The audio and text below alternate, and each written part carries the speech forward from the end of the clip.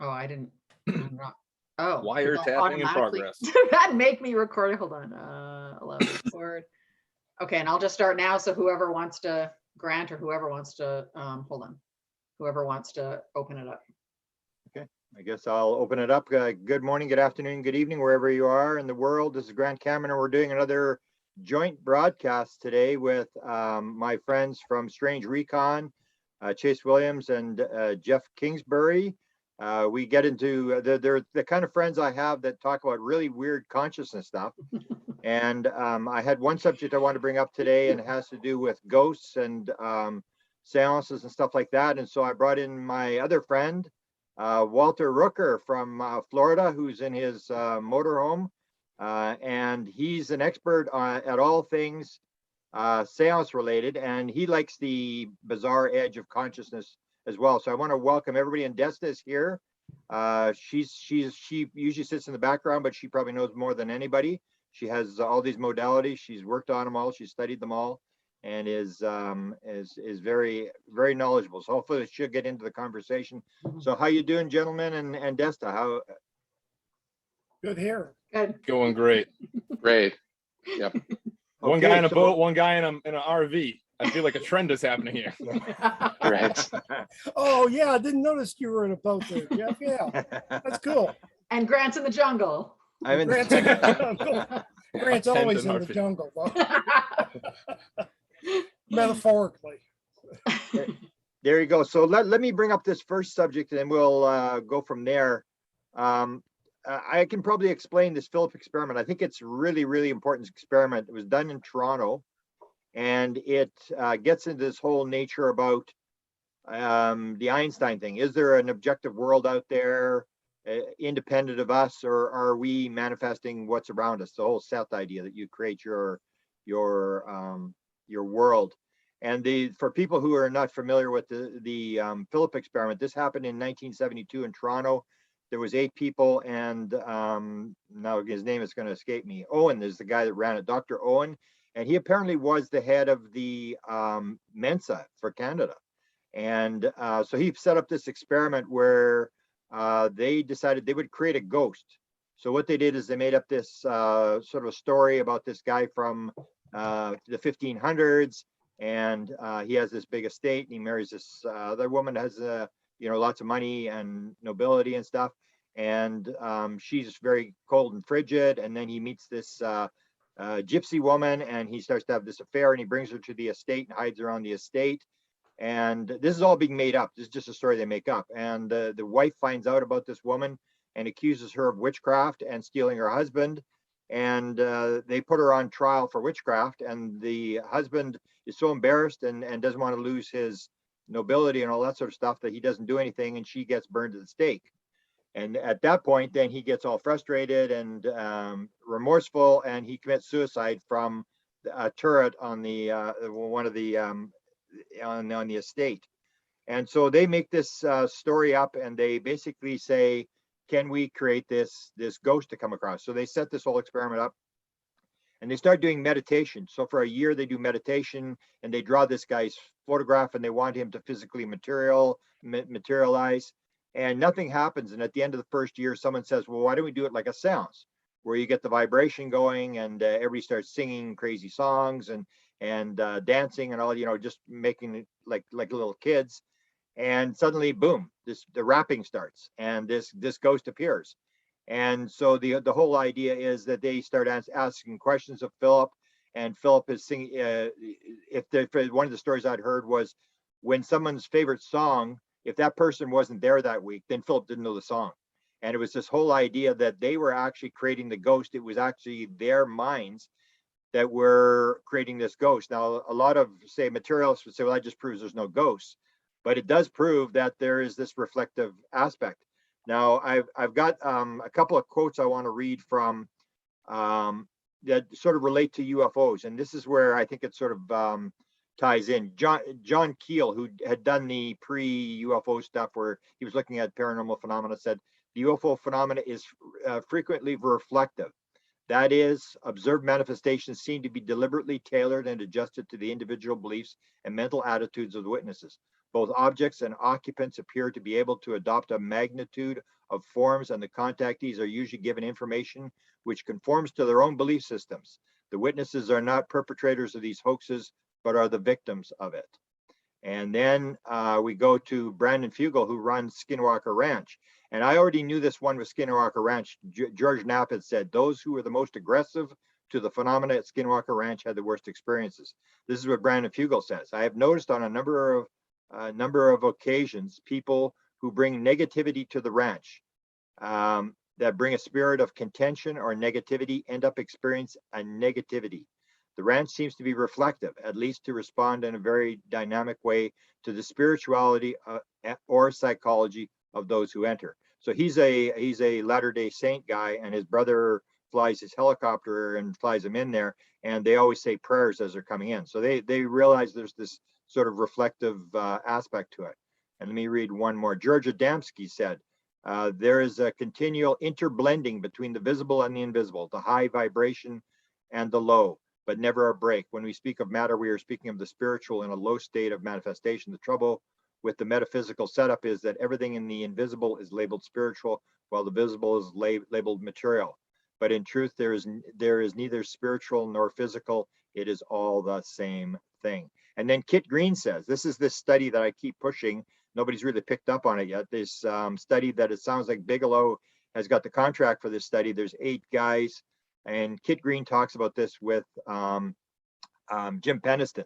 When he goes to get Jim Peniston's DNA and do the MRI on his brain to see why our experience is different, he basically tells Peniston that there's 8 scientists, 8 people working for the Defense Department. The money's coming to the Defense Department, working on experiencers, and Bigelow is running the contract because Peniston says, I want to know what you're up to here. What are you doing? I'm not going to just roll over for you. And this is what Kit Green says. For some witnesses, the appearance between what is seen and what really is will somehow become fully distorted, and in most cases unrecognizable. Also, it is as if from a certain distance or point of view in relation to what is being perceived, a witness will interpret the event or experience based on his or her own perceived views and beliefs. So that's these quotes. Now let me go back, and I talked about this, where I brought this up in lectures, where you get the situation where you have, for example, Mission Rama. People will say, oh, there's these grays, these evil grays, and the reptilians and the mantids and all this kind of stuff. And I say, I defy you to go to Mission Rama. And there's like 25,000 people, and they've got being encounters all the time. And they've done it since 1974. I defy you to find a gray in that thing. And that's because you see their attitude. It's sort of very Christian religious attitude. And all the beings they see are these 9 or 10 foot tall beings that look like swimmers that are wearing these tight bicycle suits on and stuff like that. And so I looked at that and realized that this whole idea, or that the grays only appeared in 1961, that we may be reflecting. So I actually was going through some files. I'm sending some files to the University of Manitoba, and I was looking at all the old cases of before the grays came on. So there's all these being cases from 1947 and on. So I was looking at these and I actually marked them off. It's unbelievable. You take a look. They have wearing a diver suit, helmets with oval face plates, normal face, normal hands and fingernails. One wore a headpiece, the other wore a blue headpiece. Translucent helmets, short humanoids with round, shiny helmet. And you go through this, and it's like, I don't know, it's maybe 20% of all the cases before 1962. So from 1947 to 1962, they're wearing helmets, and some of them have the hose coming off the helmet going into something on their back. And you go back and look at the cartoons and the movies of the 1940s and 50s, and that's exactly what you see. And then suddenly the grays come along and all the helmets disappear. Like, when was the last time you heard someone encounter a being with a helmet, except for Travis Walton? And now his story is kind of in some degree of trouble. He had a helmet where he claimed this guy was wearing a helmet inside when he woke up. So that's what I basically want to look at and sort of throw it out for people to maybe give examples and get some comments on this idea of how much of what we're actually seeing is actually an objective world how much influence do we have on what we are seeing, whether it be in ufology or in whether it's seances or any sort of paranormal phenomena? Is there an objective world, as Einstein wanted to believe, or is this Copenhagen thing where the observer, or John Wheeler said, it's a participatory universe? Who's gonna go with that one, guys? I was gonna say, over to you, Jeff. I always think of it more like in this topic. I always think of it more of like a Freud versus Jung type of conversation, like a Carl. You know what I mean? Like are we manifesting it, or should we? Are we manifesting it and experience it and it's innate, or are we manifesting it and are we able to communicate and have like a rational conversation and try to understand what's going on with these things? And I don't know. That's what it kind of comes down to me, because when I'm in these states, when I'm experiencing these things, they're not grays, they're not anything. There's something new pretty much all the time, and they're talking. They're talking back. So I don't know. I don't know if it's if this world is what we think it is. I don't even want to admit that. Chase and I have been disagreeing for freaking 9 months now, but it's just it's no offense to anyone here, but it's obnoxious. Nothing is as it seems, as opposed, like it's too much for me. It is very real, but to bring up, because you guys have encountered these beings, and the idea is, is there anybody else seeing these beings? Because I remember I did the one with the grays one time. People say, oh, it's a gray. So then I took all the grays and I put them on a PowerPoint, and I put Betty Hill's gray, and then I put Andreassen's gray, and then Whitley Strieber's gray, and gray.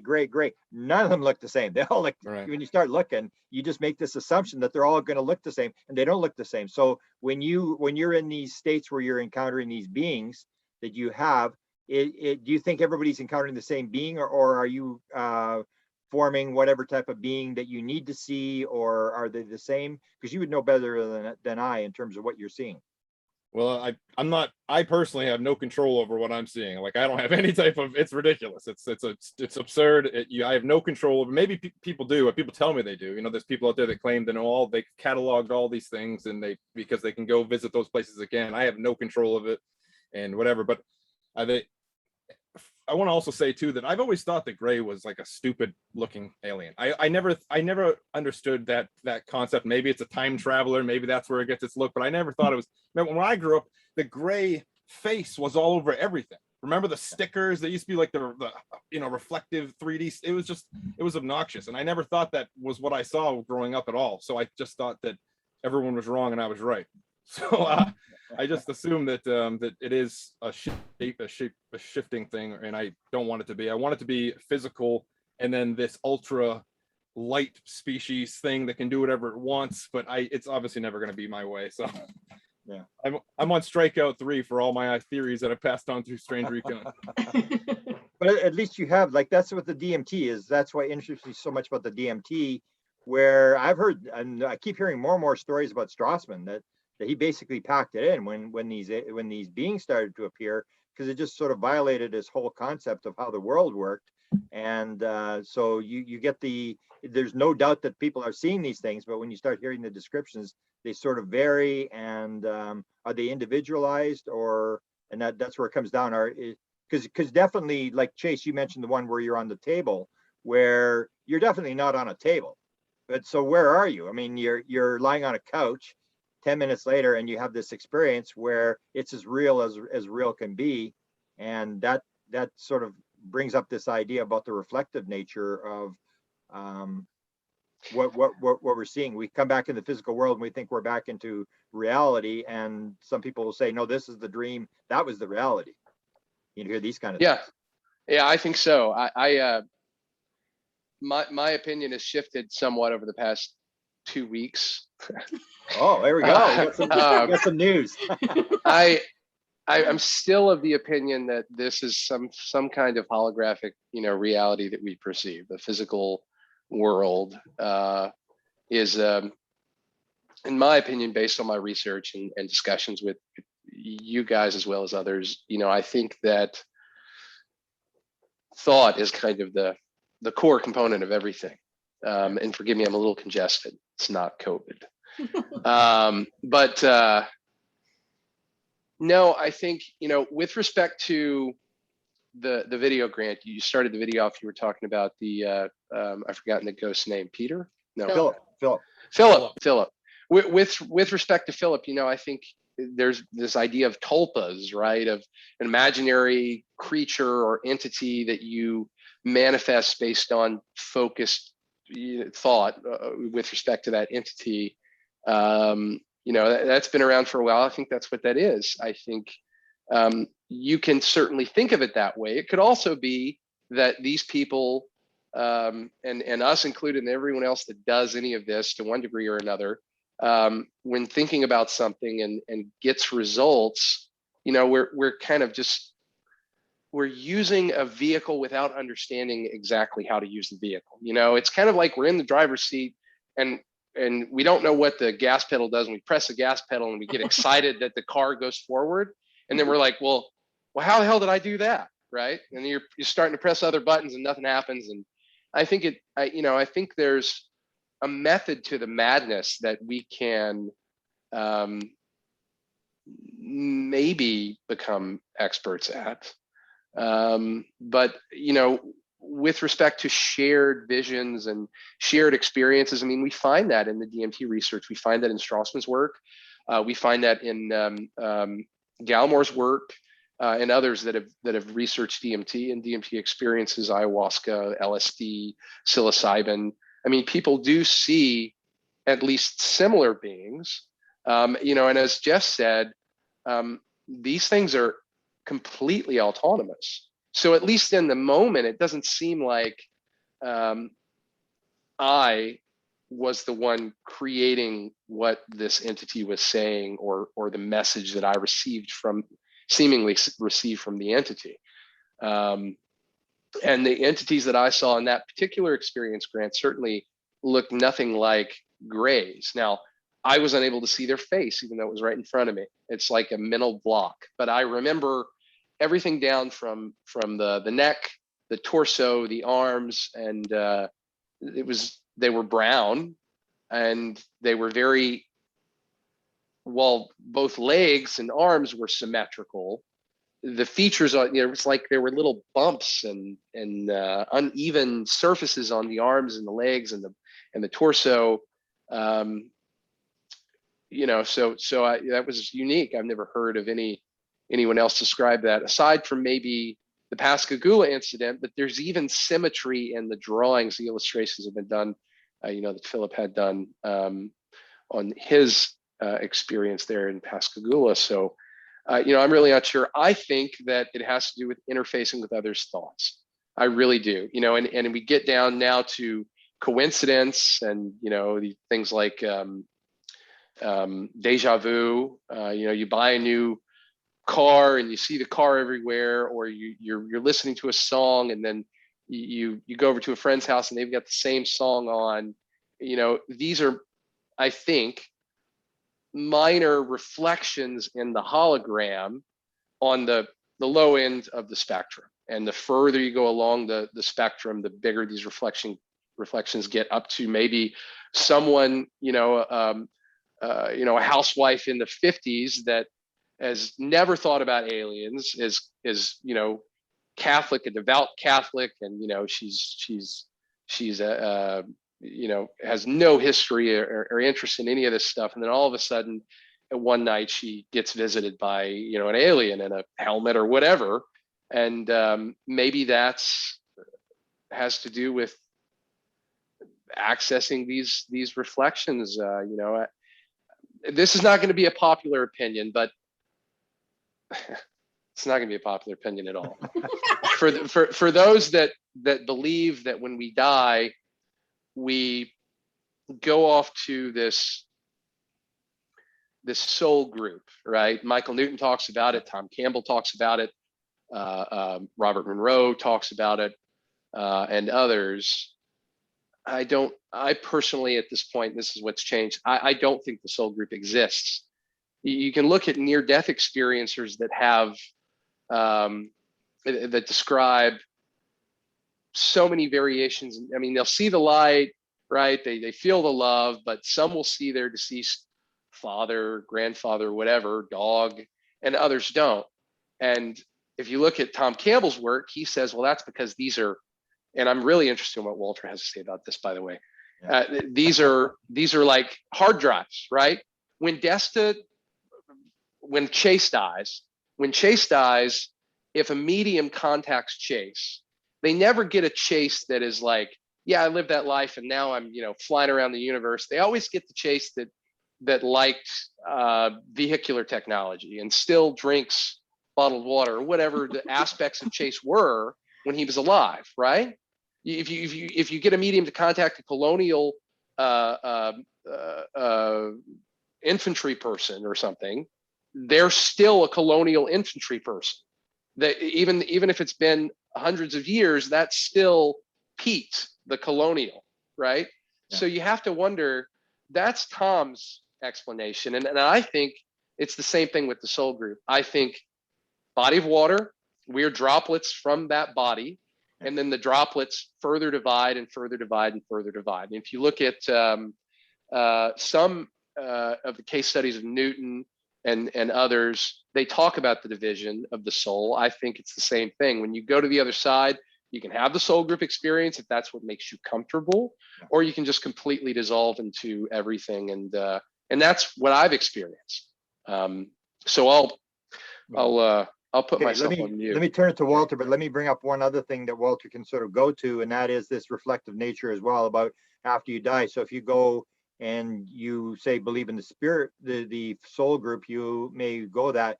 But I remember a lot of the mediums, Walter can correct me if I'm wrong, they would have this thing where what's the big voice medium guy in England? He was one of the guys where they would talk about, oh, when you die, you die as a kid, you go into the soul group and you grow up in the soul group with your parents. But then you're thinking, well, what about those people? Don't they grow up with their parents? And it's sort of like it's whatever world they want to be in. Or when I talked to Ron Johnson and his mother, he's in the spirit world with his mother, and she's taking him for this tour. And she says, Ron, when you die, you're going to have a room in this building, and it's like a Mormon temple. And you see this whole thing and it's fields. You'll hear a lot of these people. It's beautiful fields and flowers and stuff like that. And again, it starts to look like this reflective thing that maybe your afterlife is whatever you build it. But Walter, you're kind of the expert on this. And I want you to bring up as well, you gave me a quote by Bashar about vibration. So go with Bashar and your interpretation of what goes on with especially with the seances, with the beings that come that are interacted with. Yeah,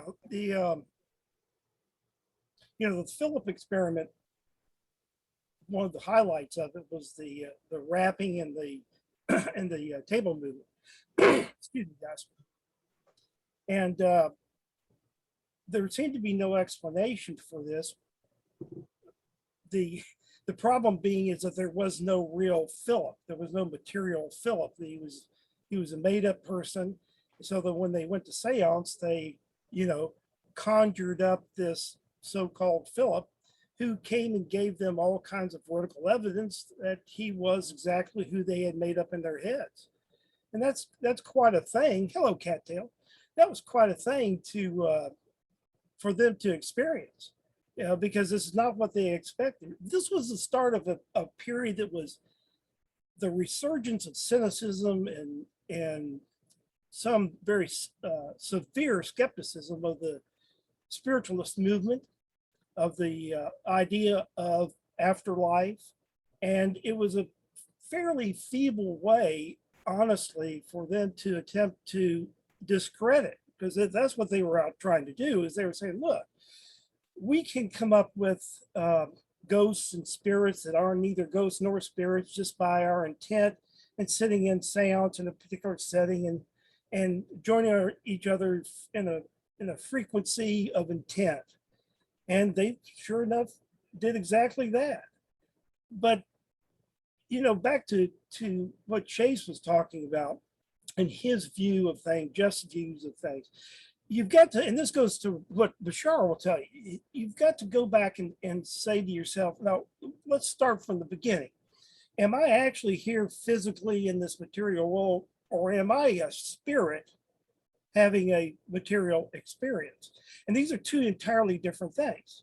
I can pinch myself and cut myself and I'll bleed and I'll bruise. But am I really doing nothing more than sitting back in the spirit world someplace and having this physical experience through my consciousness, creating matter with my consciousness, and that experience in this particular case, I have 4 co-contributors to this experience here on this Zoom conference. And that requires that there be some communication between folks.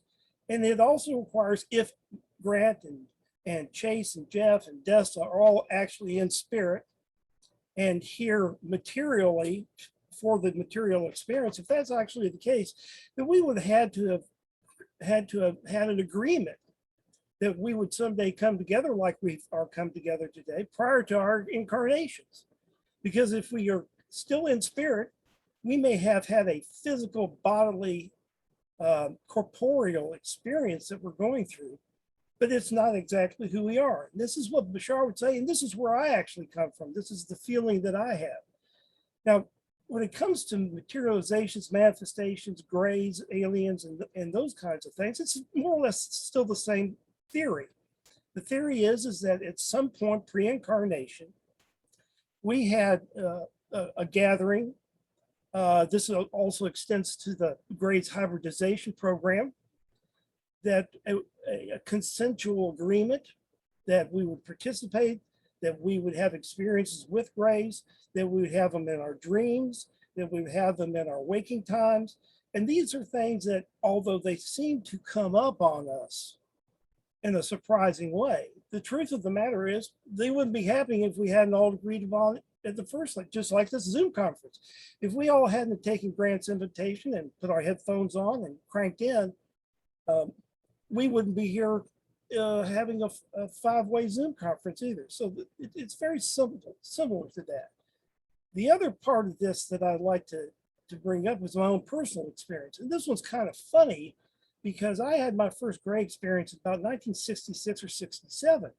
And I don't remember exactly who was the first person to talk about Grays or make a drawing of one, but I was 16 or 17 years of age, and I had a dreamscape experience where I was driving my car down a road that was wet and cold, and my car stopped at this place right down the street from where I lived. I got out of the car and for some reason went over to this chain link fence, looked through there, and there were these 2 gray beings who then zoomed straight up into my face and looked at me and then zoomed away again because they were irritated I was watching them because they apparently were fixing their craft or something. I don't know. Next thing I know, I'm back in my car. I'm in my bed. I wake up in the morning, I'm wet. And I'm trying to figure out, wait a minute, was that a dream? Was it not a dream? Why am I having an experience in 1967 about Grays when I'd never seen a Gray? I didn't even know what an alien was back then. And we're talking about way back there in the ages where this stuff wasn't even spoken of, even especially among the abductees. So you have these experiences that we all agree, apparently I agreed with these Gray beings or whatever they are. And however they want to show up and make themselves manifest to us is basically according to a couple, what I'd say, rules. Rule number 1 is they can't scare the shit out of us. That just isn't going to work. There's not going to be any communication. There's not going to be anything positive happening if you are just scared out of your mind the entire time. So they have a tendency to show up in faces and costumes and in things that make us more comfortable. Grant's, guy with the with the portal and the tube stuck in it, They didn't need that. The Grays I looked at, they had huge eyes and were milling about. They didn't need anything special. I didn't know anything about them. How was I supposed to manifest them out of something that I hadn't even thought of? But again, these are all pre-incarnated agreements. So you have to step back, and I know Jeff was saying these things are happening to him. And he says, well, these things, they just happen to me. And Jeff, I don't mean this in a bad way. Don't get me wrong, but there's really only 2 ways I can look at physical reality. I'm either a victim of it or I am the creator of it. And I can't be both. And from my philosophical viewpoint, metaphysical viewpoint, I'm the creator of my physical reality. So the question, if I was in your shoes, it was happening to me, I'd be saying, well, what exactly is it I'm supposed to be getting out of this? What am I supposed to be learning from this? Why is this happening to me? Is it really the appropriate question? The appropriate question is, what do I get out of this? What positive can I glean from this experience And even if you feel like it's a negative experience, how do I glean something positive from that? It's a matter of perspective. So it's great to hear people, Jeff, talk about things like that, to say, you know, these are the experiences I'm having and I can't seem to be doing anything about them. And maybe that's part of the agreement. Maybe part of what your experience is a feeling of somewhat helplessness. That's the experience that you wanted. I'll guarantee you one thing. You're not having any experiences that you didn't buy into pre-incarnation. You're not going to have any experiences that you did buy into pre-incarnation. So the only person you got to be mad at is yourself. So you can take it out on yourself if you want, but I'd say to you, you're very, very fortunate. There are not many people that have it. I don't have those experiences often anymore. I feel very fortunate when I do have them. We have But help, it's- Walter. But it's good to hear them. It's good to hear about them. Well, what about children though, then, Walter? What about children who go through these extremely traumatic experiences that have absolutely no, I mean, I guess maybe they have an innate knowledge of all this stuff throughout in their genes, but what about like the report of like raping of a child, crocodiles, or showing me a mutilated animal, like, and then showing my babysitter who was 18 years old, or you know, like just these random things that would be traumatic. Or what about all the people that claim to have done that and spent their entire lives learning from those experiences, but then like people like Nancy Tremaine, who I feel like has severe damage from her experiences, like the anxiety and stuff like that. And I mean, if I suppose that she could be, or people like her could be manifesting that, but it seems to be a direct result. I mean, even like guys like from the Pascagoula UFO event, he walks around with a gun in his hand, never knew anything about aliens entire life, Christian, church-going man that was devout as hell, and his experience was of extremely negative ones. I oftentimes get confused about this because I feel like there are different phenomena sometimes. The phenomenon that we try to attribute to all the same thing has so many variations. I'm not quite sure I'm ready to put any type of absolutes on it, because I mean, I don't know how as a child the things that would happen to me happened to me. I mean, I died for minutes and minutes and minutes. I don't know why I would kill myself. I mean, you know, it's just those are the things I feel like are a born of an Eastern philosophy, but especially, and don't take this in the wrong way at all, because this is just I sit and smoke pot all the time, just think for hours and hours on end. But it's oftentimes, it feels to me, born of Eastern philosophy, but used the most in a very comfortable place, like a first world country where there's not that much trouble, but it doesn't apply to, like, say, a child, you know, going through hell or something in some third world place or something. I sometimes feel that way, and I oftentimes feel like these type of philosophies that we have, even break down to like philosophy of science, are derived from years and years of other belief structures, but using like the ascension type of thing, or some of us go through it, some of us not, or we're manifesting it all the time. I don't see what you could learn from that as a child. And I also don't see what major experiencers like Travis Walton, all that stuff, you know, what he's going to, like, he gets shot with a light ray, and then 40 years later he's telling everyone he got shot with that light ray because he was in the way of the craft, and then they abducted him to heal him, because aliens need 5 days to heal someone. Why not 1 day? Why not 100 days? Why not 1 second? Why, you know, it's all these. I oftentimes feel like decades after we have tried to justify the Terry Lovelaces. I think Terry is one of the most respected people in this field, but it's the same thing. Like, why such a bad thing happened to him? You spend 30 years thinking about it. Yeah, you can come up with some reasons why. Just like that's what humans are: articulate. We think well. We use philosophy, psychology. We research endlessly and things, so we discover them. A gorilla doesn't do that, I don't think, after we experiment on it in the middle of the Congo. So I don't think 40 years after an incident of a German college student taking the DNA from a gorilla, I don't think the gorilla is justified why it happened after 40 years. I oftentimes feel like that's what we do as people. We try to figure out why it happened. And I'm a good guy, you know, I hang with people, I'm friendly. So I mean, it couldn't have been a negative reason or something, or it couldn't have been, I don't know. I oftentimes get confused about that because I had such varying dark experiences as a child that I was a happy-go-lucky kid, you know. I don't know why any of that, you know, and I had other witnesses. I wasn't like alone in these things where I was just manifesting, telling people, well, you don't believe me. And then next thing you know, my mother's standing under a massive UFO, and it changed her just as bad as it changed me. You know, and she was a Christian who believed in Saint Michael and stuff, excuse my language, she would like, Saint Michael, save me. You know, so I don't know. I feel like it's so varying. I'm not sure if I'm gonna put any absolutes on anything yet, because there's so many young children go through things that I don't know how they would have come up with it, or I don't know. The Desta, experts still.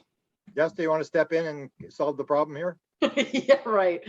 Well, I would just say that I, like Chase, I had an experience a few nights ago that has totally changed everything that I normally think. So now I'll say, from the old perspective of what I have thought for the last, decade or something, to answer Jeff's questions, or to address Jeff's questions.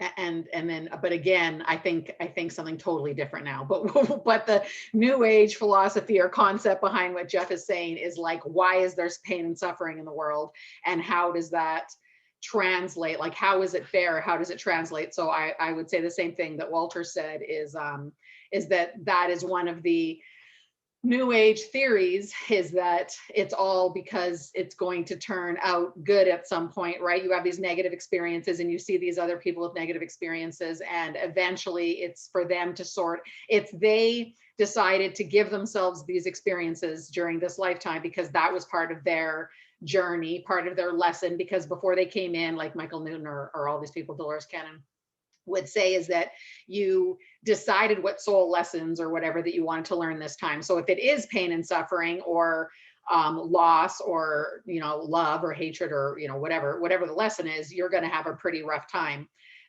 That is what I used to think. Also, they would say the excuse for like really people like starving kids in India or something like that, the excuse would be they learned so much karma. There's supposed to be like a lineup of people outside the earth, right?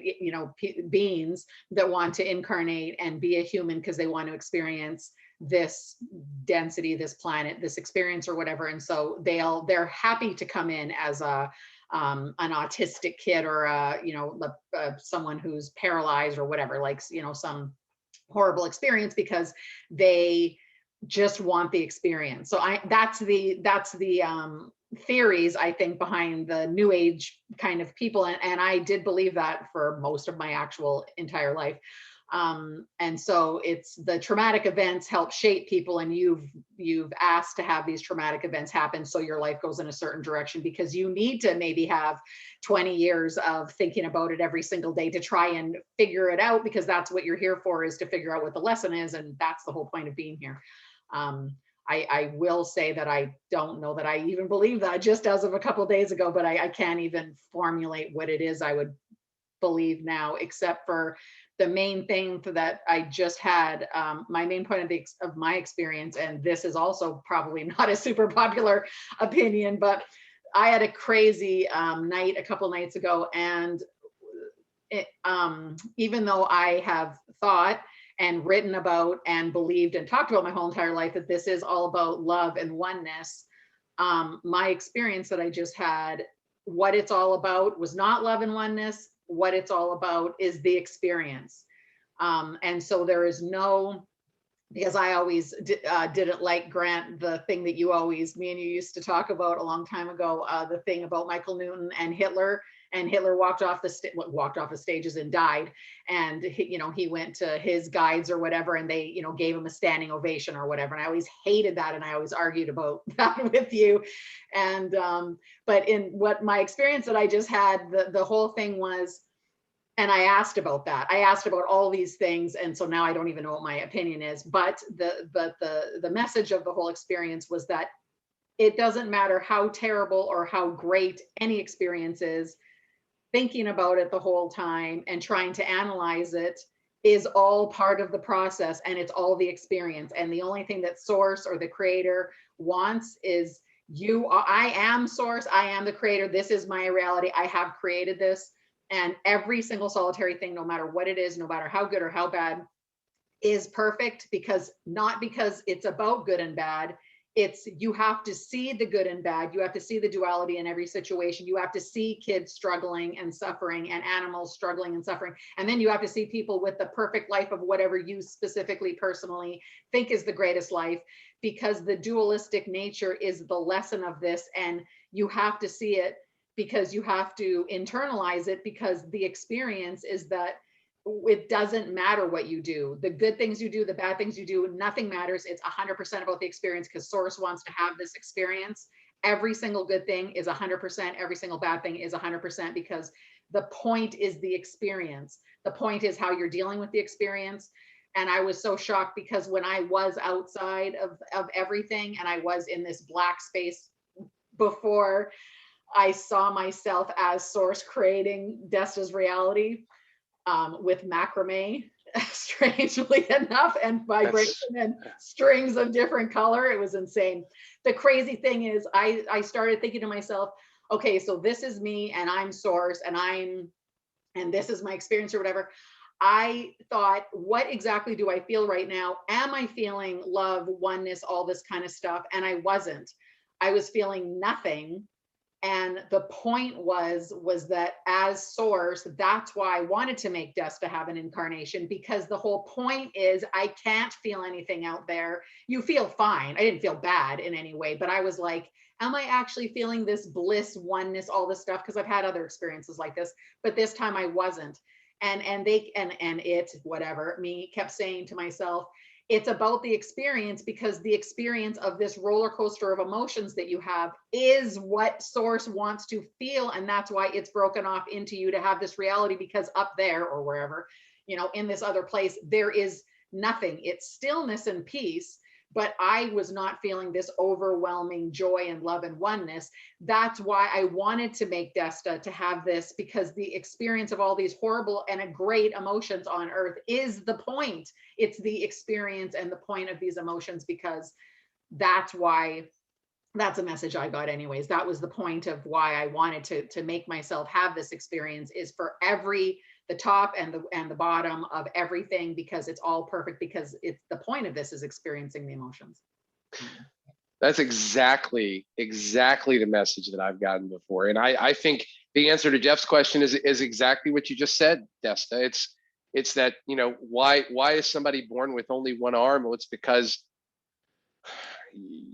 you can't appreciate having only one arm if you haven't had two, and you can't have black without white. Easy to say with a guy with two arms. That's true. But this goes back to the yin and the yang, the black and white, positive and negative. It's not a complete system unless you have the good with the bad. Otherwise, what is good? What is bad? If all is good, there's no definition of bad. And if all is bad, there's no definition of good. So to complete the hologram, you have to have every experience, and it's every experience. That's and again, I could be some crazy guy in Texas, and it's probably more probable that I'm that than I know what the hell I'm talking about. But that's the same message I got. Can I then why can't we just break it down like a fraction and just keep reducing it? Why good and bad? Why this? Why not that? Why we are walking around with our heads so high up in the clouds, it's hard to see 10 feet in front of us when we're in these states, right? I don't know about everyone, of course. I'm just saying myself. I'm trying to ask questions of these things, and it's like you see, what they want you to see, and it makes no sense. Yeah. And it's just, I don't know. Grant, go ahead. Yeah, I don't know. And you guys know I haven't been, yeah. I don't know. Well, let me make a point, and then we'll go to Walter. I mean, I agree with Desta. It's this idea that the reason there's duality is because the one, if you are just the one and there's no duality, you don't even know who you are. You may be God and everything is together with you, but it's like movie. Like nobody goes to a movie. We know this in ufology. If you've got a love and light movie, nobody goes. You need this duality thing where there's like with Chris Bledsoe, where they want to put reptilians in his movie and stuff like that. It's this duality where, if you don't know, and that's the thing that I didn't realize is if there is no duality, God doesn't know who he is. He's just there, and he's just sitting there in this oneness thing. And I think we've got to sort of move away, because we're in the Western world, and so we have this idea that good means lots of money and all this kind of stuff. And if you're in India and you're poor, well then you're this is unfair and stuff like that. We're putting all these sort of conditions on what is good and bad. And I think that basically it's the old idea. It's all experience. And that once you come to that conclusion and treat it like experience, then all the fear goes away. It's like, because we spend most of our life just saying, well, why is Hillary Clinton after me? And why is my mother-in-law bugging me? And it's the old idea with being treated, that until you take responsibility for what's going on, you're never going to get treated, because you see yourself as a victim. But one thing I want to mention with Walter was this thing about, you mentioned that they don't scare people. I have, and I think I mentioned this a couple of podcasts ago, where I talked about, I think they actually do. And that's part of this whole thing, is that in a lot, that when Desta and I did the book Contact Modalities, we have a huge section on trauma. That trauma is what opens up the sort of the veil. And I made this joke about the aliens. Why do the aliens come to your bedside, wake you up and go, Walter, wake up, wake up? And then you look at them and go, oh my God. And then they go back to sleep. And then, why do they do that? Why do they scare the little shit out of you and then tell you to go back to sleep? And it's because, to me, I think they want you to dissociate. And that's what they're doing, is to move you into that higher vibration. You have to dissociate. And that's where you shut the ego down. You gotta shut that off. And then you can move the person up. So I think trauma is a big part. And people would say, I don't want any trauma, I just want the good stuff. But there's definite, especially with the contact modalities, you see this over and over. Or why would someone choose to have a near-death experience? Why would someone choose to die when they're a kid? And we don't see it bad with chickens or cows or whatever. That's nature. That's just the way it works. But when it comes to us, it's like, I don't want that. I just want all the good stuff. And I think that comes from this idea of Western society, that we want all the good stuff, and we want someone, we're waiting for a messiah or a religious leader or a political leader to take away all the bad stuff, and that we're going to be better off if we have just good stuff. But we know that if you have a silver spoon in your mouth and your mother does your homework for you, and you never write an exam, never go to school, you ain't learning anything. Or the idea of lifting weights. You only get muscular when you put stress on yourself, when you lift weights. If you don't lift weights and sit there and eat potato chips all the time, you're having a good time, but you are falling apart. So I just want to add that. I've decided to carry my weight around with me in that form by just eating.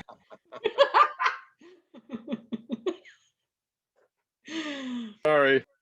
Walter, step in with some Bashar wisdom, because Bashar has been asked all this stuff like 100 times. Maybe something else you can think of that he brought up about this whole thing, because he gets asked these questions all the time. Well, I think we all hit on the same thing. You have to understand that the way we learn anything is by contrast.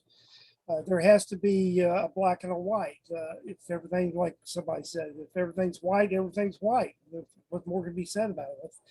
The good and the bad thing is, those are judgments that we make on experiences, and it's our nature to want to be judgmental, and it's certainly our nature to have preferences, because we certainly, like Grant was saying, we prefer to have all these things just come very easily to us and, slipped into our heads, and we wouldn't have to go through any what we call negative experiences. I don't think there is such a thing. I think there are experiences that we would prefer, experiences that we wouldn't prefer, but we learn from both of them. And without both of those experiences to weigh one against the other, then it was like I think Jeff's one-armed guy. The one-armed guy is looking at the no-armed guy and going, I'm in great shape here. So it's a matter of perspective. We have an infinite amount of experiences to go through.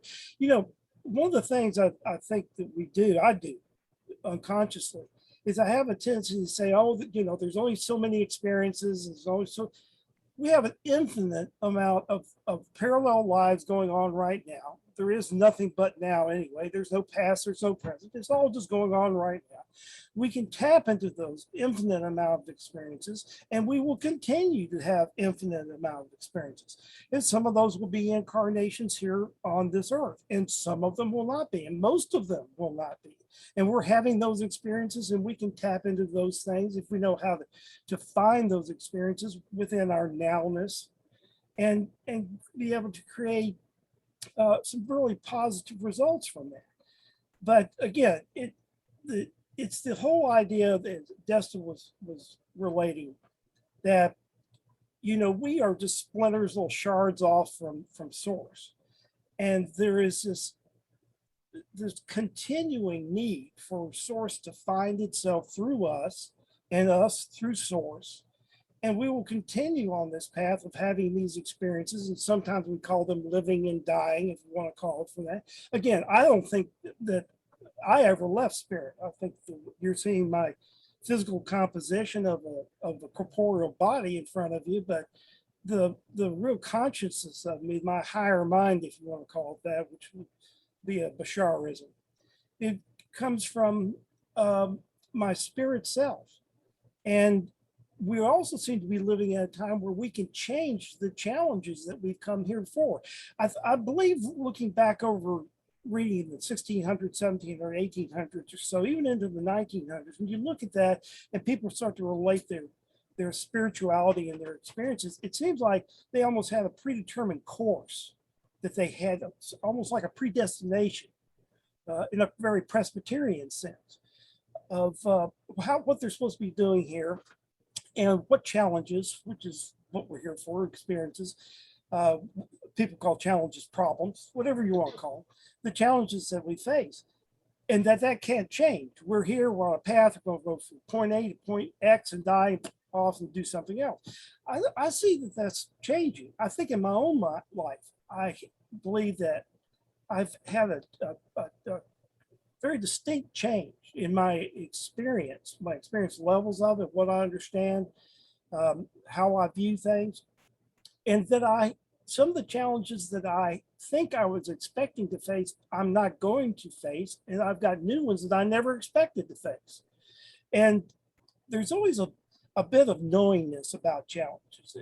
At least it's always been my experience. When I meet something that's a real challenge, and I've got a couple coming up pretty quickly, that when I step back away from those challenges, and I can get a more a greater overview of them, then I can pick out of those challenges the pertinent points of the things that I need to experience and take back with me and share with source and become as part of the reason that I'm here.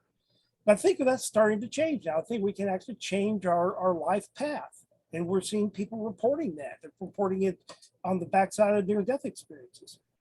But the Chase, I really like that picture of you. It's much better than the one you had before. Oh, thanks. I appreciate that. It's when I had more hair. It's yeah. Is that what that is? That's your hair picture? That's it. That's it. Yeah.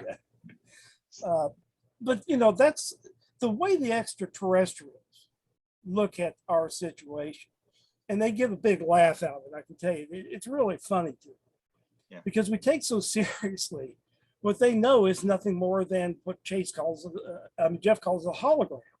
It's nothing more than an experience that we create in our heads through our consciousness that creates into matter. It is a structuring that begins with our belief system. That's the first place it begins. From belief, we get an emotion, and emotion, we get an action. And that's physical reality. Beliefs, emotions, actions. And we don't see it the same way. We seem to see it as an action that creates some kind of emotion that we have because something happened to us. And then, oh, now I have a belief. Well, there's really nothing particularly wrong about going backwards like that. But I think really the path that makes most sense is one that goes from belief to action rather than from action to belief. And so, Jeff, picking on you a little bit again, is that you're having experiences that are a lot of ways. Not to interrupt you, but I just want to say real quick, I never claimed that I was being a victim to these things. I was just saying that I'm walking along and they happen to me as opposed to me forcing an interaction. That's all I meant by that. I never meant like I'm being victimized by this, because it feels like this conversation is going in the sense that you guys are trying to tell me that I'm manifesting reality or I don't understand that. But I promise you that even as a young boy, I'm walking along and blunk with a group of people and something happens, in the middle of all of us. You know what I mean? It's not like I'm in a state of, willing. I'm not a victim. That's all I'm trying to say. Yeah, no, I don't mean victim in the sense that you're being put on, that you're being attacked, that you're being unwillingly accosted by these experiences. No, I don't. And that it's causing you some kind of indefinite damage. No, it's not that type.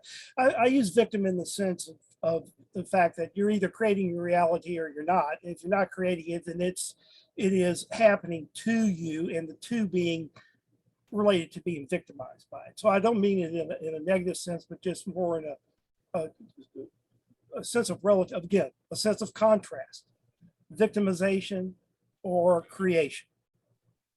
Let me bring up a thing that Mark Sims has just written a book where he has this encounter with this being that claims to be 4,000 years ago or whatever, and he's with this guy, and he builds a worldview. He's got a model and a flow chart, which I've had a couple of interviews where he's shown the flow chart, and he basically shows what Desta shows. And it's this concept that I've sort of brought up now that I guess some people won't be happy with, is that God doesn't create anything.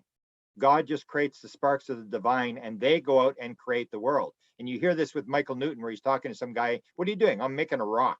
You're making a rock? Well, I'm not that advanced yet. And it's this idea that you make bigger and bigger things, and that you get to the point where you're making galaxies, where you're the creator, but God doesn't create anything. He just creates the sparks, and you create it out of consciousness. And this thing about the victim thing, if we look back and look at it at a bigger perspective, if we look and see past lives, okay, you can get a regression. Okay, you died, all these things happen, and you go, yeah, so what, big deal. It's because we're in the emotion of the moment that we think this is so terrible because it's happening now. But when we realize that we've lived 1,000 lives, we died 1,000 times, that doesn't seem to bother us, or that we had one arm in our last life or whatever. It's like we see it in a different perspective. So I think it's this idea where a lot of people say, you got to remember who you actually are. You are not an actor. You are not the actor. You are playing an actor on the stage. And that's a big difference. And I think we're going to have this sort of debate when we go into the spirit world. We're going to be fighting about, okay, who gets the Academy Award? Who bought it the most? I mean, it's like, Desta, you really bought it, man. You actually believed you were Desta. I mean, and it's like, and you see it in a different perspective in terms of realizing that, holy shit, that was just a play. And we actually get right into it, where the ego takes over, and the ego feels, victimized, and it's me, and I'm this actor on the stage or whatever. And you look at it over multiple lives, and that all sort of changes. Or even the idea of negative stuff. There's 1 million cells. I always point out, there's 1 million cells that die in your body every single second. If those cells didn't die, you'd be in a lot of trouble. And they have their process, and and we see that as bad. Death is bad. But when you look at death in the body, we say, oh, it's a good thing. I hope it keeps going. And so it's this matter of perspective that I think, or the key thing I think is to remember who you actually are. Are you, as I think everybody sort of pointed out, are you actually the actor on the stage, or have you come in to play this role of whoever we are? I'm sorry, Desta, go ahead. No, you go ahead, Chase. Thanks. I was just going to say, I don't think that's right. You think you're the actor on the stage?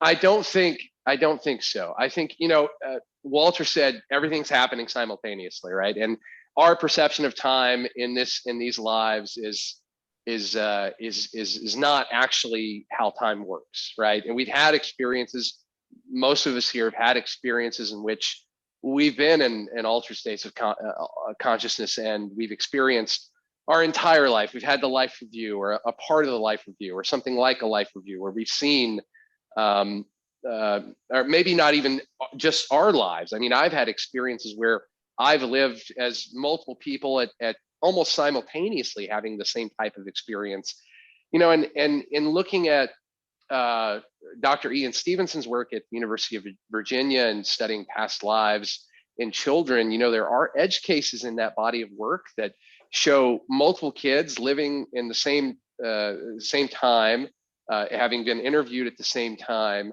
that describe the exact same lifetime from prior. So you have to ask yourself why, if he's verified all these various traits and attributes of that previous lifetime, and he's verified that, it's likely that they actually reincarnated from the same lifetime, why experience the same lifetime? I don't, and this goes back to that discussion about the soul group. And I think that's yet again some kind of illusion that we create. I don't think that that's actually how it works, at least not based off of what I've read and my experiences. I think But we're isn't it all illusion, whether our life is illusion or the space or the soul group's illusion, we're creating all this. yes, It's all and that. illusion, isn't it? Yes. Well, yeah, and then we get now we're talking about the nature of imagination and thought itself, and I don't think there is any separation. I think if we go to the other side and we decide we want to, I don't even know if there's the decision process is the same over there as it is over here, but you know, I think at some point there's this realization that there is no separation, that Desta and Chase are the same. It's the same consciousness, Yeah. but being influenced by, you know, certain aspects in this, you call it matrix or an illusion, whatever you want to call it, you know, and so Desta is Desta because of X, Y, and Z, and Chase is Chase because of A, B, and C, or whatever, right? I mean, I just, I don't know, guys. You know, there's some interesting stuff there. I really don't think it's that way. And this idea that, you know, Desta, you said you had the experience, you get on the other side, and part of the message is nothing really matters, which is really depressing from an egotistical perspective, right? You go, well, nothing matters. What about my, you know, friendships and loves and family but This is I the don't problem know. with this topic right here. When you get on this specific thing, it's like a TV show. Season 1, they're trying to solve a problem in the neighborhood. By the time you get to your second book, you're like, nothing matters. We can just do whatever we want right now, and the whole world is fake. Well, I'll say for the experience that I had, it was depressing. I was up at 3:33 when I finally like woke up from this whole entire thing, and I'm like, should I audio record this, because it feels like I'm never going to forget it? And it's like, oh, just do it, because of course I have a terrible memory. So at 3:33 I woke up and I did a 25-minute. I haven't listened to it. I can't imagine what it sounds like, but Are we going to put it out? We're gonna need you to send that to this group right after Are we the going to call. Dustin. broadcast that? Okay, we got to I listen to probably that. sound, because the macrame part sounds insane, but I was very specific in trying to, you know, it takes so long to make words out of an experience that is just so not of this earth. So trying to explain it with earthly English language to you know, to report on what you experience, like I said, I can't imagine what it sounds like. But aside from the macrame part and the frequency and vibration part, which is a theme, but at least that part, I feel like I still believe in, that everything is a frequency and a vibration. Like that definitely was the main message as well. But it was very concerning and kind of depressing. And I kept asking questions the whole time, like, okay, so what does this mean for co-creating? Like you were saying before, Walter, right? Because I have believed in co-creation, the law of attraction, all that crap, all that stuff forever, for my entire life. I've based my life, this is what I believed forever. And I can't even imagine how many, probably tens of thousands of hours I've spent in that space trying to create my reality. That is literally all I ever do. But where I was, it was like, I kept asking, like, so what is the point, and how is there still a thing about trying to be a better person, like trying to be a better person, service to others? You know, there's that whole, again, philosophy, and then, you know, new agey, however you want to say it, community, where it's like service to self, service to others. So is the point of all this being service to others?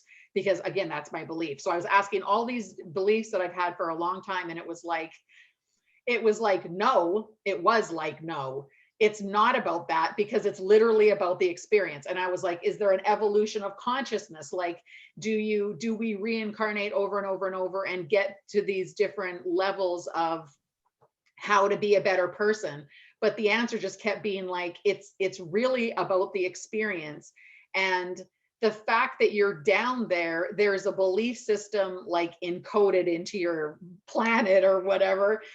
Again, it's not in English, so that sounds crazy. That's not what it sounded like, but that's the vibe behind it, right? It's just like, you think because you guys are in this community So the theory in this community is like, you should be a better person. And that's good, because that helps uplift your species, the people that are in that community, the people that need help in upliftment. So it's good that you're doing it.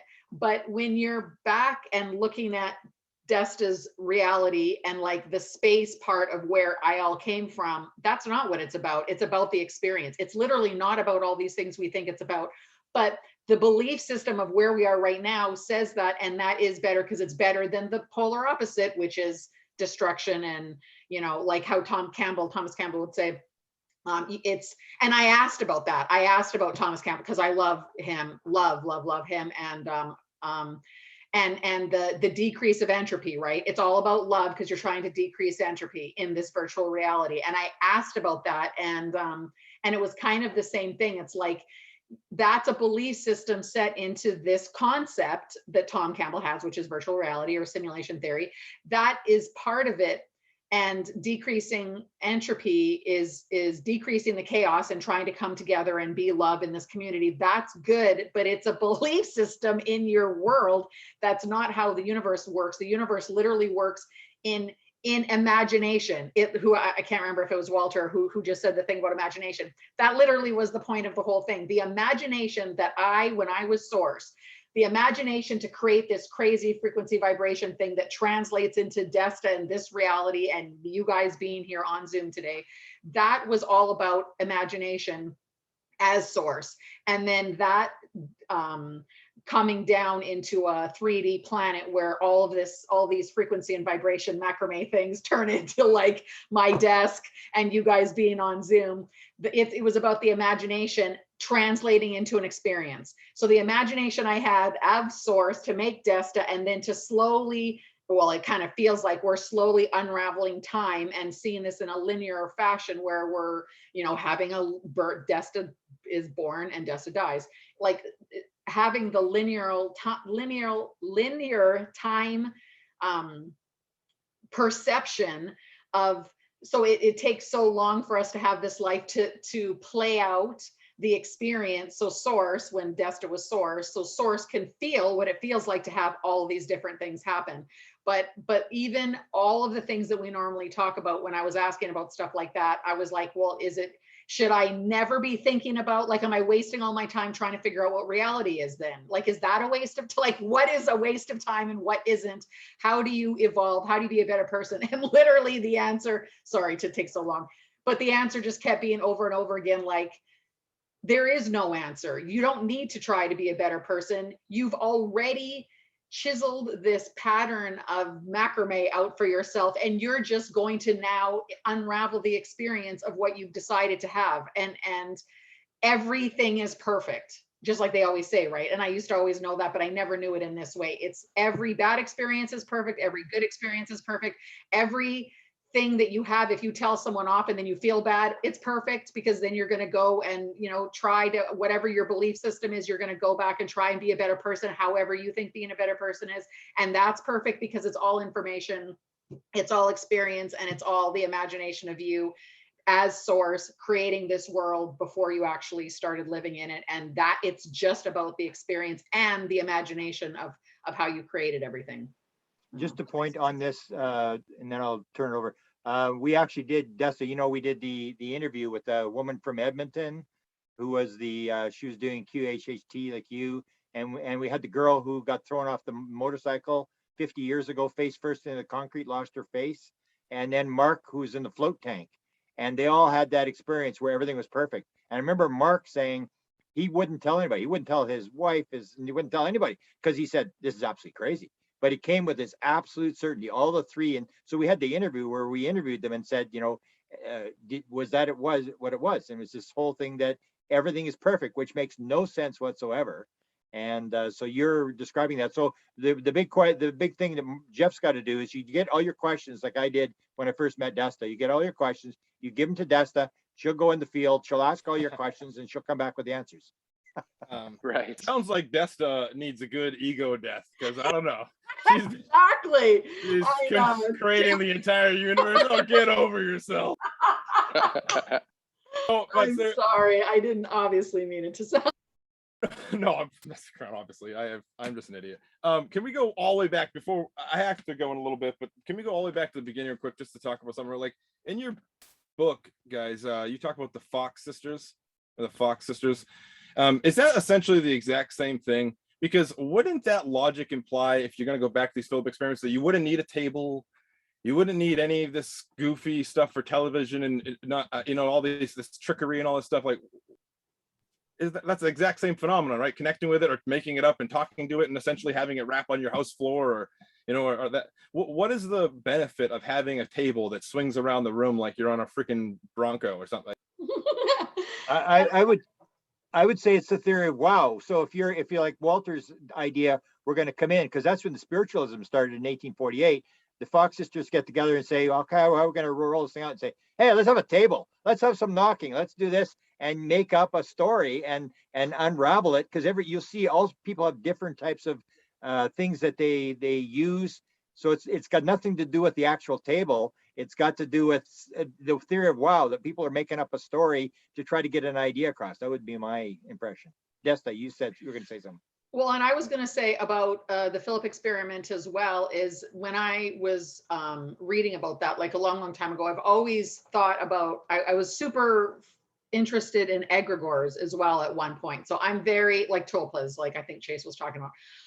So that's what I always think is it the Philip experiment or the Fox sisters? So is it the creation, or just like the summoners, Grant, that you can explain who those guys, because I just watched those videos. I don't know really anything about them, but that are, trying to summon the UFOs kind of thing, like a C5.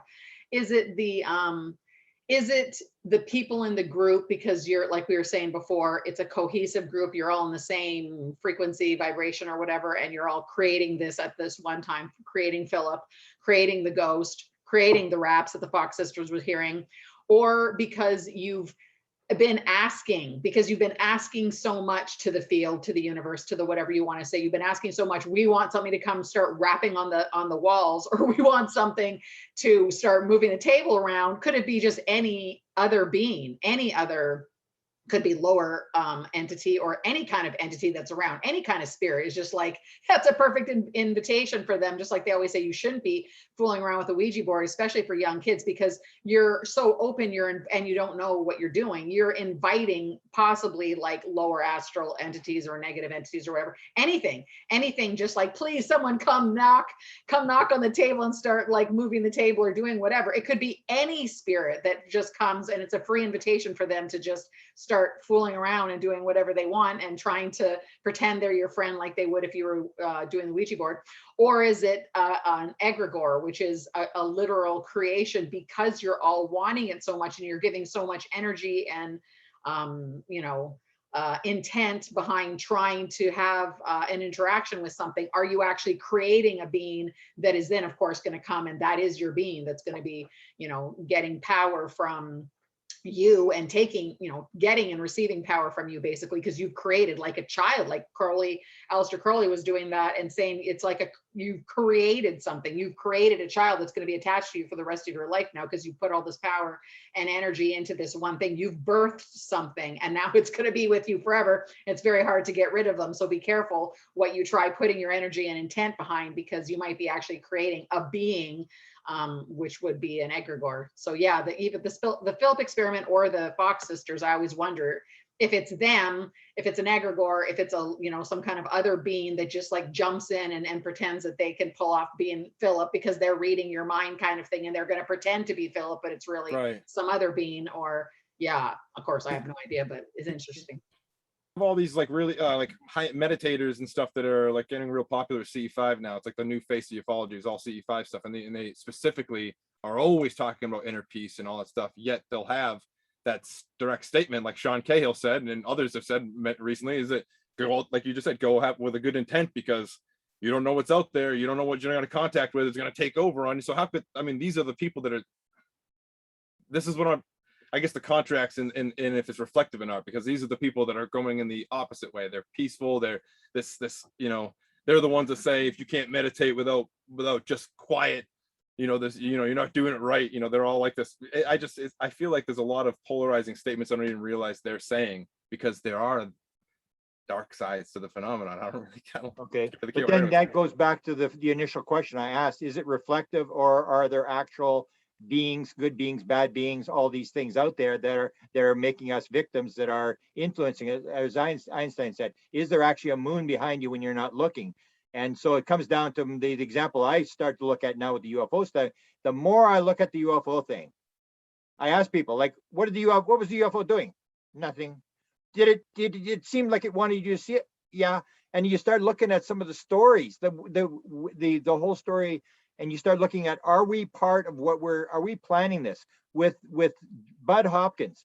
The story that got him involved was his first 64, where the thing first he sees when he's a 7-year-old kid, the War of the Worlds. He's in this thing where the neighbor comes in with the guns and they say, oh man, we're going to go and take on the aliens, they're coming, and all this sort of stuff. And he's looking out the window and he gets this whole fear thing his whole life. And then he has the sighting where the UFO is sitting on top of the car. He's not doing anything, and with his friends in the middle of the day. And then in 1975, the catch is his guy he buys his scotch from at the corner store says, hey, bud, I had this experience. He said, I saw this UFO, and it came as the one in Close Encounters where it comes behind the car and it goes over the top of the car and it goes and lands, and the aliens get out with shovels and they start digging holes. And Bud says, they get shovels? And so then you start going, is this actually aliens, or are we making a deal where, okay, you play the alien and I'll play Bud Hopkins, and you come in and we'll do this thing because we're going to raise consciousness and we're going to have this little game like Desta's got her macrame stuff. And that's when this whole thing, is there a separation, or are we part of what is happening around us? Because the more I look at the UFO thing, the more I don't think it's ET, the more I think it's some sort of thing that's a manifestation, because a lot of it just doesn't make any sense when you start looking at what they're doing, and the types of ships and coming in with helmets and stuff like that. You start to wonder, is this actually ET, or is this something way more complex, which you would look at when we look at what we're talking about today, that the world looks like it's like 1,000 times more complex than we think it is, that we think we understand what's going on, and we have belief systems. So we sort of build these belief systems that make us feel good, that make us sort of understand what's going on, when in fact, what they told me is you have not got a clue what's going on. That's what they told me, clearly. I want to hear from Walter still about what we were talking about a couple of minutes ago, but if I could just join with that thought, Grant, is the same thing we were talking about on our last talk that we had about the Bashar quote, where when he was asked about this, people asked them if this, I hate to say the whole story again, but I mean, this Melchizedek order, like one of the questions was, is this, we think we're communicating with this Melchizedek order. Can you tell us, is it true? Like, are we actually in communication with this group of beings that is the Melchizedek order? And he basically said, like, in some senses it's true, because this group of beings that you think you're in contact with kind of like looked into you, read your minds, realized what you meant by Melchizedek order, and there is no such thing as that, because you humans just make up words for everything, and from where we are, that's not even a thing. But this group of beings read what you meant, your intention behind what you asked, and they're kind of similar to the vibration of what you thought the vibration of the Melchizedek order was. So the short answer was, yeah, that's what we are. But it's kind of a lie, because that people see things in a perception that we don't see things in, and so we're trying to have some kind of communication with you. So we basically just said that. So, oh no, I knew I was going to forget where I was going with that, but well, let me jump in and add to that. That's this concept that we are part of what we're manifesting. It's like you and I were talking about this thing with the Canadians, and we're channeling this AFA. And AFA was channeled by the Navy intelligence. It was also channeled at the CIA in 1959. It's a story that they actually described exactly what happened there. And he said he was from Saturn, and that there's 750 million people on, not Saturn, Uranus. And there's 750 million people on Uranus. I remember the guy from the Canadian government, there's an experience. So he said, yes, there's an experience. Yes, we were talking to somebody But let me assure you, Grant, he said, let me absolutely assure you that Wilbur Smith and I, at no time did we believe this guy was from Saturn.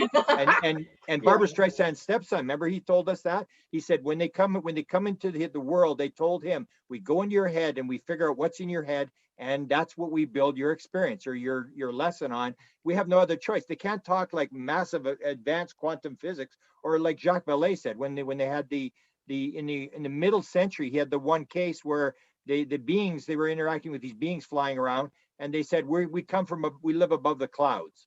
And then it was like Mars and Venus, and then it was Alpha Centauri and all these things, and now it's 5th dimension, 11th dimension, and they have to, because we're part of the system, and they have to deal with this at our level. They can't talk at whatever level, because you would have no clue what they're talking about.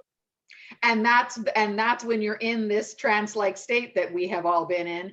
Okay, so let me just talk for myself. So I mean, when I'm doing that and you actually get a good perspective of how crazy and what an illusion every single solitary thing that we do in waking reality is such an insane illusion, is the only way that we can actually see that we're so wrong. We're so wrong in how everything is working, all the belief systems, all physics, gravity, the earth being round maybe, but I mean, like every single thing that we do on this plane is such an illusion. You can kind of get the understanding to what they're saying is that you people are so far away from understanding what the greater actual, like real reality is.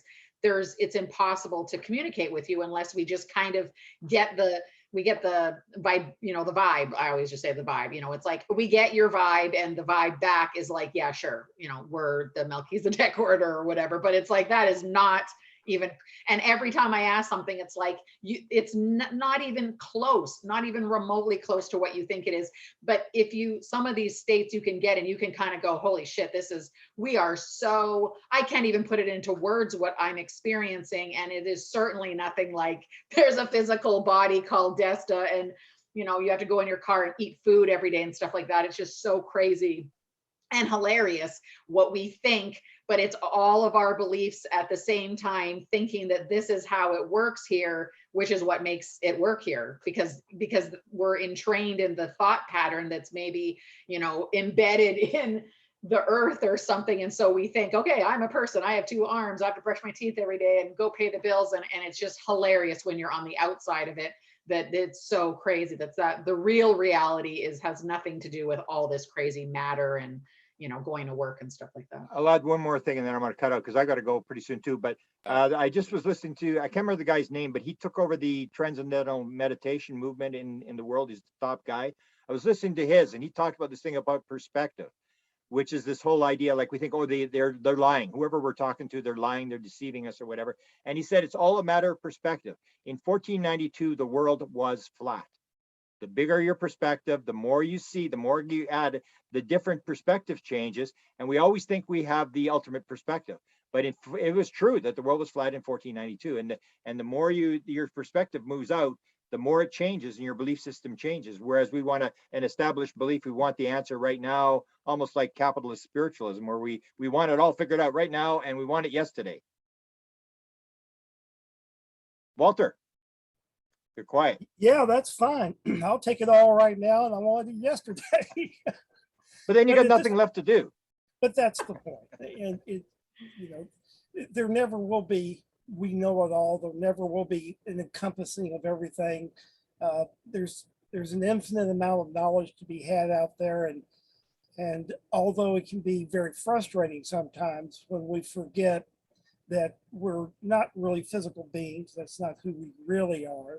We're spiritual beings that are having a physical existence, and it's difficult to get outside of that. And I think I was listening to Desta and just kind of thinking in my mind that she was kind of looking over things. She was kind of looking at her experience as an overview. She was seeing it all as one whole thing. And that's a difficult thing to do.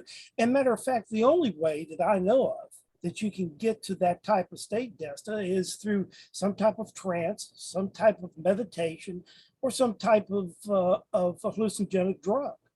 And I can tell you that from my own experiences, my life completely changed when I had my first mescaline and psilocybin experiences many, many, many, many years ago. I can remember the change in my perception of reality being just, you know, like night and day. I went away to school, came back an entirely different person. My father said, "Who the hell are you?" And and it was funny, but it wasn't funny because he was absolutely right. People would say that I had high school friends I didn't go to school with. They said, "What have you been doing? You know, what's happened to you? You weren't this person." Not that they were saying that I was a bad person, just that I was so completely different in my philosophy and the way I handled myself. I mean, it changed me 100% from where I was. So you can have these experiences. That I think that's a very fortunate experience that you had because it came in a very natural state. Is that a fair way of saying it to you? Natural, yes. Yes, it came to you they're very natural. You know, you didn't have to take a drug. Oh, yes, I was taking a drug. Natural. Oh, now here we go. Natural. Here it comes out. It was Guys, natural. Sorry to be a party pooper here, but I have to go right now. I apologize. I have to skip out of here. that's I'm fine. sorry. The ship is sailing. All right. Yeah, essentially. Hey, Send your- the wind's send your turning, and questions to- Send your questions to Desta.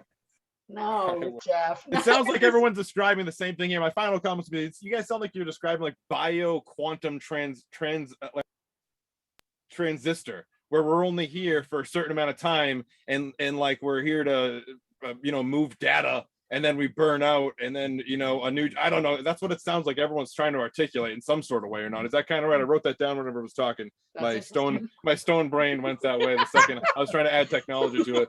Anyways, all right, guys. Perfect. Chase, I'll talk to you soon, man. Everyone, thank you for letting me be here. Thanks, Jeff. Walter, Bye, Jeff. When we do this Sounds again, good. when we do this again, we should just talk about a lot about psychedelics with Walter. I didn't even, we should get into the psychedelics thing because we have a lot of stuff to talk about there. Okay, that's Yeah. the next, I'd love to, next yeah. session. You can lead it. Session. You'll lead it. Yeah, no, Jeff, that'd be great. We'd enjoy doing that. And one of the reasons is because even though the psychedelics are the same, they're not. The experiences that I was having 40 years ago are not the experiences that I would be having today or that Grant has had more recently. Yeah. And I listen to these. I'm not a drug taker anymore, well, at least not that one. And but I listen to a lot of experiences, and people are having much different, much more full and much more meaningful experiences than I had. There's a lot of reasons for that. We'll go into it. I'd love to have that conversation with you.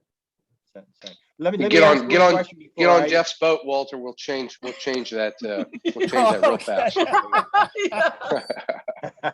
As long as it's Well, not get Cedar together. Key. A get together in the trailer. Yeah.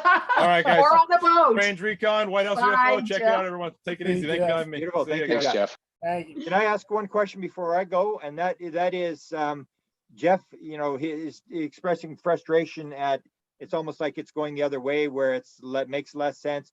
Would you say over your lifetime, because I look back in 1975, where I was in 1975 and where I am now, would you say you're figuring it out? You may not have all the answers, but you sure are a different person and you sure see the world different.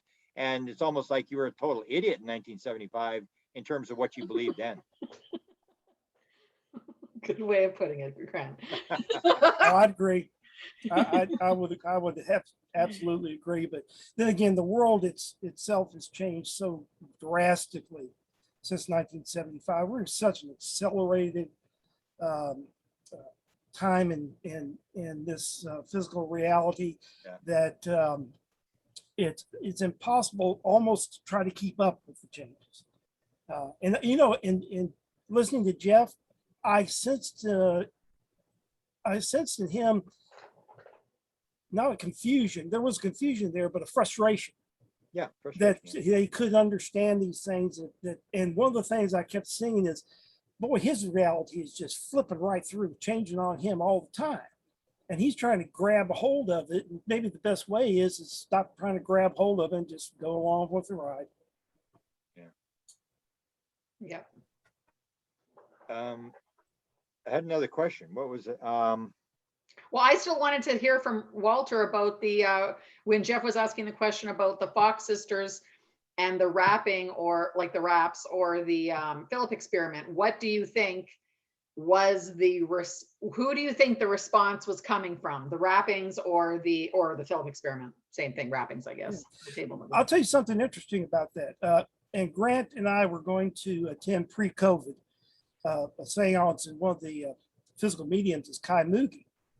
Kai is an Austrian German and probably the most phenomenal of the existing physical mediumship and creating phenomena in the seance room. He also does a table tipping thing. He doesn't even call it a seance. He just calls it an experiment. And I asked him one time after one of the table tipping experiences where I had where the table moves and nobody's barely touching it and whatnot. I said, Kyle, where is this coming from? Because if it's coming from spirit, disembodied, it discarnates people that have died, that are existing in a slightly higher vibrational plane and are able to, lower their vibration enough to interact with us. Is it coming from spirit, or is it because typically in the seance room, things move around by the use of ectoplasmic pods? They're things that come out of the medium that are long and stringy and wrap around like trumpets and Tahitian bells and all kinds of different things and move them around the room by these ectoplasmic pods. Yet in the table tipping, you see none of that.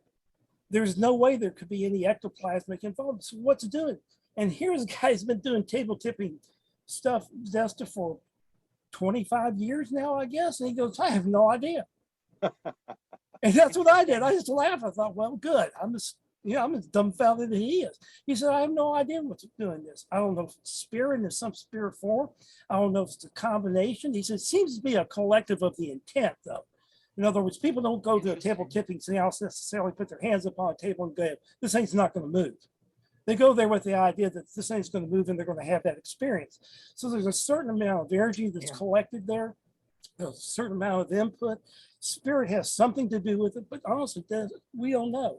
And if you go back to the Fox sisters and you follow physical mediumship from the Fox sisters on, it's full of these I don't knows. And I'm in 100% in Grant's camp with the theory of wow on this.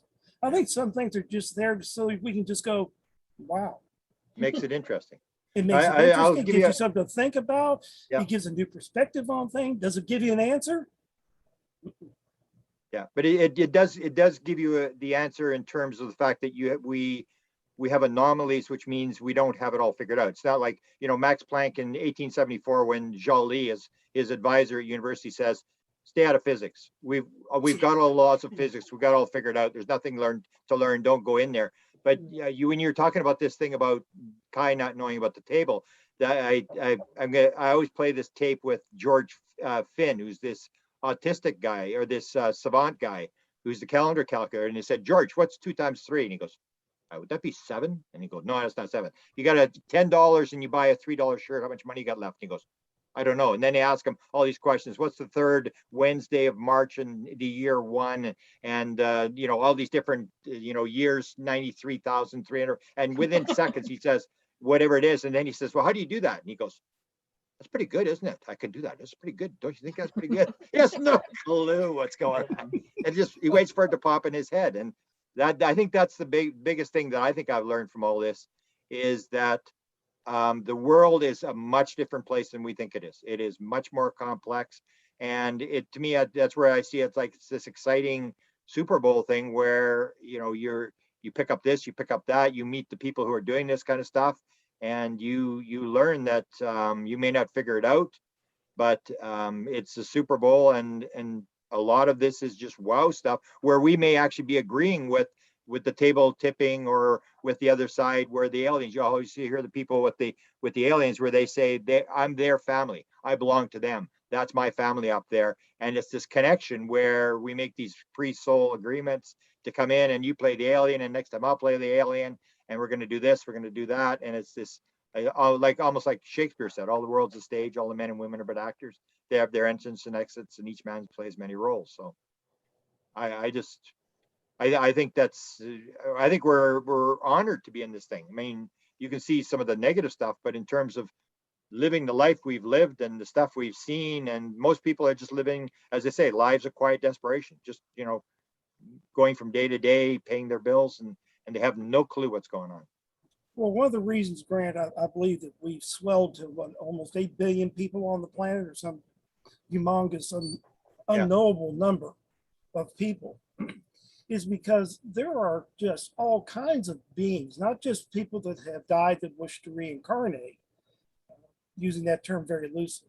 Yeah. But there are extraterrestrial beings that are want to possess and are possessing to have a material experience, that are possessing human bodies. So, this is one of the reasons why they're so concerned about what we do here. The whole extraterrestrial nuclear thing that you've been talking about, Grant, recently, is that they want to make sure that we're allowed our free will, but at some point they put the brakes on what we can do. They will not allow a total global nuclear war. They're not going to allow this disintegration of this planet. Now, if we want to bomb out France, or if we want to, drop a nuke on Mexico City, they're fine with that. They can recover the planet from that.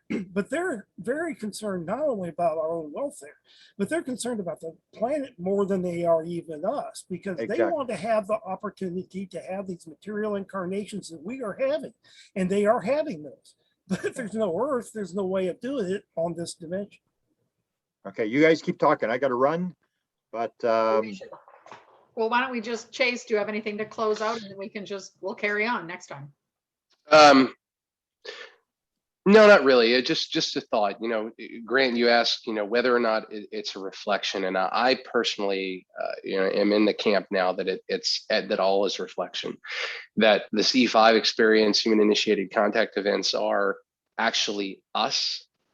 That sounds really egotistical too, but I think that's what's going on. I think a lot of these events, where if we walk into a house, we buy a house, we're renting a house, and we think it's haunted, it's going to be haunted, So, Desta, you asked earlier about manifestation and the law of attraction, and I think all of those things are very real. And I've been experimenting with that very recently, and have had some results, but I can't present the results, because all the results can just as easily, people can say, well, that's coincidence, and you go, well, yeah, but so actually, we just got back from Florida. We went on vacation, we took all the kids. We've been back for about a week, but we went, and we came back, and on the way there, we had a blowout in the Audi. We have an Audi Q7. That's Shari's car. And the Audi doesn't have a spare tire, and we're in the middle of nowhere, Louisiana. And so I get on the phone with Geico and say, hey, I'm on the highway somewhere. There are no mile markers around. Send somebody and just go up and down the highway and see us. So I get out of the car after I've already assessed the damage. I get out of the car, and I'm standing outside of the car and looking at the tire. And I think, you know what? I'm not going to worry about this. I'm not going to let this bother me. This is what it is.